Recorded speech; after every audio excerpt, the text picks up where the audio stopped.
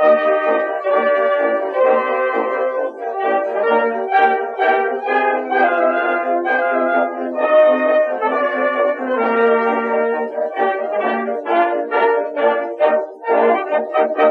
and welcome back to What You Missed, the series where I point out Easter eggs and details you might have missed in your favorite Disney attractions. And this week, we're heading over to Fantasyland to ride one of Disney's most famous attractions. Whether you love it or hate it, you can't deny that It's a Small World is just classic Disney. When you think of Disney attractions, just the idea of a Disney attraction, chances are that something like It's a Small World will be one of the first things that come to mind. So, have you ever wondered what kind of hidden details are behind this small world? Because there's more than you might think. These secrets will be pulled from multiple incarnations of the ride, and I'll be sure to specify exactly where you can find them all. So get in your boats and be sure to wave to the ride operator as we learn about them together. This might not necessarily be hidden, but it can be easy to miss. Try to enter the queue around a quarter of an hour. You'll get a little show from the clock tower. Dolls will come out, do a little song and dance, and it's just cute. This has been in most versions of the attraction since opening day, so no matter where you ride it, you'll have a chance to see it. Throughout your journey, make sure to try to look at all of the dolls, not just the ones that are singing. You might be riding past some interesting ones. When you reach the UK section at Disneyland, look at the top of the bridge. There are 2 dolls sitting at the top.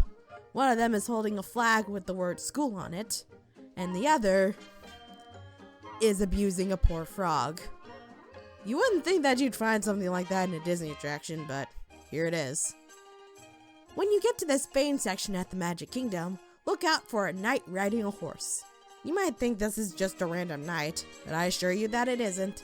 This is Don Quixote from the famous Spanish novel Don Quixote. A Small World is a celebration of cultures from all over the world. Including a famous character from Spanish literature makes sense. He's accompanied by a squire, Sancho Panza, who's riding a burro, I think. It's a nice little reference for any classics nerds out there. You can find these at Disneyland, but they're less like dolls and more like marionettes. Most of the Small World attractions all over the world begin outdoors.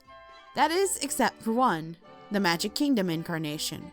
The clock tower is there, but it's much smaller and indoors. Why?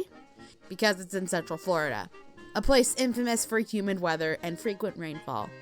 You couldn't have guests riding on a boat exposed to the elements, so they had to put it indoors. Maybe not really a secret, but a little fun fact that you might not have known. If you watched my video on the contemporary mural, you're already familiar with this Easter egg. But in case you aren't, when you reach the France section, look out for this doll, dressed in black tights and a yellow dress. You can find her inside of the Eiffel Tower at the Magic Kingdom and leaning against it on the outside edge at Disneyland. She is modeled after Disney artist Mary Blair, who basically spearheaded the ride's development. The doll was created by Imagineers as a tribute to her and her hard work.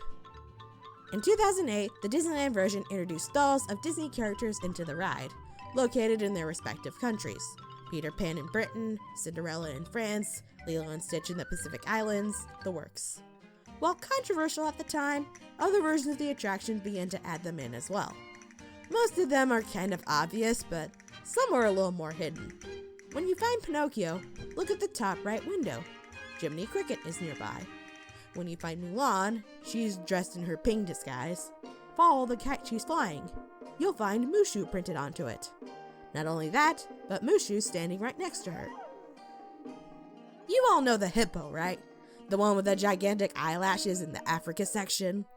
Well, did you know that he was once in an entirely different attraction? In Mr. Toad's Wild Ride at the Magic Kingdom, you entered a room at Toad Hall containing some of their, how do I put it? Hunting treasures. And one of the creatures mounted onto the wall is the hippo.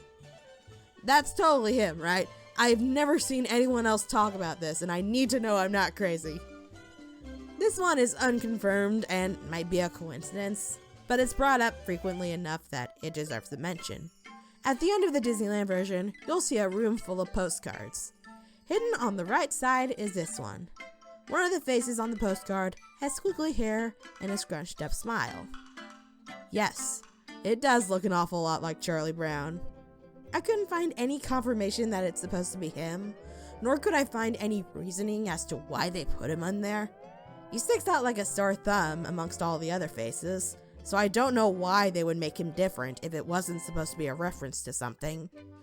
But for any Peanuts fans, it's nice to think that a little tribute to him exists in such a famous attraction.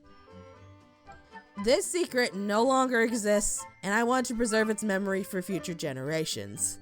When you got to the final scene at the Magic Kingdom, you could look up and see many dolls hanging in hot air balloons. One of them was decidedly not happy to be there. For a while, you could see a sad clown holding a sign that says, "Help," which is just about the funniest thing I've ever seen in my life. If you're wondering where he is now, he's still there, but he was repainted with a happier expression some years later. I'll let you decide if that makes it better or worse. And those were just a few things you might have missed aboard the happiest cruise that ever set sail. Were there any details I missed? What attraction should I cover next? Let me know in the comments. If you'd like to support the show, consider hitting up my Patreon or Ko-fi page. If not, then be sure to like and subscribe to see more of my stuff. Thank you all for your patience. I have been sick this past couple weeks, so this is the first time I finally had my voice back and I'm finally able to record a video. And this is why I sound weird this week. But thank you guys for your patience, and hopefully things will be back to normal soon.